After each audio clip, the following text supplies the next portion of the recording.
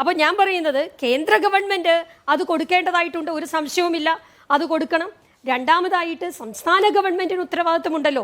ഇപ്പോൾ ഇവിടെ ശ്രീ അരുൺകുമാർ സൂചിപ്പിച്ചു, ഞങ്ങൾ ഓണറേറിയം വർദ്ധിപ്പിച്ചുകൊണ്ടേയിരുന്നു എന്ന് പറഞ്ഞു. ഓണറേറിയം വർദ്ധിപ്പിക്കണം, കാലാകാലങ്ങളിൽ അത്തരം മാറ്റങ്ങൾ ഉണ്ടാവണം. മാറി വരുന്ന ഗവൺമെന്റുകൾ ഇപ്പൊ ക്ഷേമ പെൻഷൻ ആയാലും ഇപ്പൊ ഞാൻ പറയുന്നത് വി എസ് അച്യുതാനന്ദന്റെ കാലത്ത് കൊടുത്തിരുന്ന ക്ഷേമ പെൻഷൻ അല്ല ഇപ്പോൾ കൊടുക്കുന്നത്. എന്താ NHM ടോട്ടൽ നമ്മുടെ അലോക്കേഷനിനകത്ത് 600 കോടി കിട്ടാനുണ്ടെന്നാണ് ഇപ്പോ ആരോഗ്യമന്ത്രി പറയുന്നത്. 100 കോടി ഇതിന്റെ കാര്യമാണ്.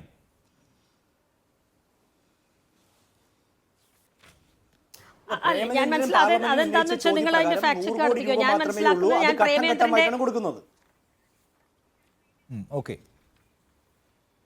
അതെ അതെ അല്ല, ഘട്ടം ഘട്ടമായിട്ട് കൊടുക്കുന്ന കാര്യം വേറെ നമുക്ക് ചർച്ച ചെയ്യാനുണ്ട്, അതിലേക്ക് ഞാൻ വരാം. ഞാൻ പറയുന്നത് ഈ സംസ്ഥാന ഗവൺമെന്റ് കൊടുക്കേണ്ട ഇപ്പം ഞാൻ ഈ ഘട്ടം ഘട്ടമായിട്ട് വർദ്ധിപ്പിച്ചു എന്നുള്ള അവകാശവാദം അരുൺകുമാർ പറയുന്നുണ്ട്. ഇപ്പം ഞാനതാ പറഞ്ഞു വന്നത്, ഇപ്പം വി എസ് അച്യുതാനന്ദന്റെ കാലത്ത് കൊടുത്ത ക്ഷേമ പെൻഷൻ അല്ല ഉമ്മൻചാണ്ടിയുടെ കാലത്ത് കൊടുത്തത്. അതൊക്കെ കാലാകാലങ്ങളിൽ വർദ്ധിപ്പിക്കേണ്ടതായിട്ടുണ്ട്. അത് വലിയ ആനക്കാര്യമായിട്ട് ഇവിടെ പറയേണ്ട കാര്യമൊന്നുമില്ല.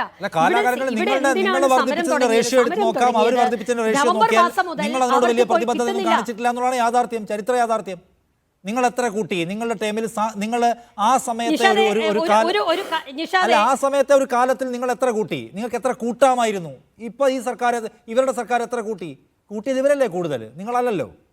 സാധാരണ നിലയ്ക്ക് കൂടുന്നുണ്ടായിരുന്നു എന്ന് പറഞ്ഞു പോയാൽ ആളുകൾ കരുതും നിങ്ങൾ കൂടുന്നുണ്ടായിരുന്നു. നിങ്ങൾ എന്ത് കൂട്ടിയ? ഞാനൊരു കാര്യം ചോദിച്ചോട്ടെ, ഒന്നുകിൽ എന്നെ പറയാൻ അനുവദിക്ക്.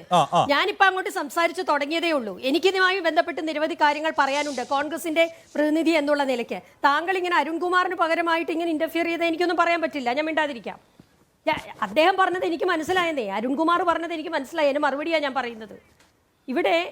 ഇവിടെ ഒരു സമരം ഉണ്ടായത് എന്തിനു വേണ്ടിയിട്ടാണ്?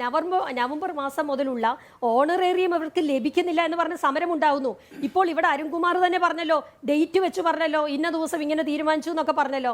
ഡേറ്റ് ഒക്കെ അവിടെ നിൽക്കട്ടെ, ഇപ്പം എവിടുന്ന് പൈസ വന്നു? ഇപ്പം കേന്ദ്ര ഗവൺമെന്റ് പൈസ കൊടുത്തോ? ഓണറേറിയം കൊടുക്കേണ്ടത് സംസ്ഥാന ഗവൺമെന്റ് ആണ്. ആ ഓണറേറിയം കിട്ടാൻ വേണ്ടിയിട്ടാണ് അവർ സമരം ചെയ്തത്. അവരുടെ ഒരാവശ്യം അതായിരുന്നു. അത് വളരെ ന്യായമായ ആവശ്യമാണ്. തൊഴിലിൻ്റെ സ്വഭാവം മാറിയിരിക്കുന്നു. നേരത്തെ ഉണ്ടായിരുന്ന തൊഴിലിൻ്റെ സ്വഭാവമല്ല. നമ്മൾ നിരവധി ദിവസങ്ങളായി ചർച്ച ചെയ്യുകയാണ്. നേരത്തെ 2 മണിക്കൂറും 3 മണിക്കൂറും സമരം ഇവർ വർക്ക് ചെയ്യണമെങ്കിൽ ഇപ്പോൾ 24 മണിക്കൂറും വർക്ക് ചെയ്യേണ്ട ഒരു സാഹചര്യമാണ് ആശാ വർക്കേഴ്സിനെ സംബന്ധിച്ചുള്ളത്.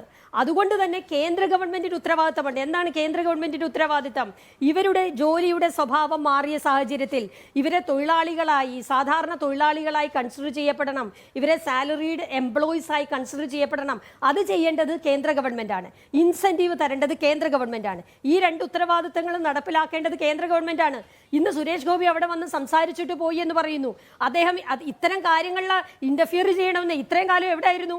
ഇത്രയും കാലം ഈ പറയുന്ന കേന്ദ്രമന്ത്രിമാരും BJPയുടെ നേതാക്കന്മാരും എവിടെയായിരുന്നു? ഇവർക്കിതൊന്നും കിട്ടുന്നില്ല എന്നുള്ളത് അറിയാമല്ലോ. ഇവിടെ പറയുന്ന BJP പ്രതിനിധി ഉൾപ്പെടെയുള്ളവർക്ക് അറിയാമല്ലോ.